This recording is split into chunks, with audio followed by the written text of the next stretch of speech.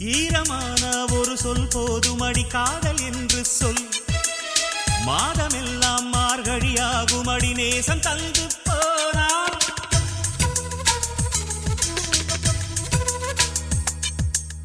வேதமாக உன் பேரானதடி மௌன நெஞ்சத்தில். கீதமாக பாடிட தோணுதடி வார்த்தையின்றி போனே. தென்றலோடு சேலை என்னை பற்றி பேசாதா, பேசும்போது எங்கும் காதல் வாசம் வீசாதா.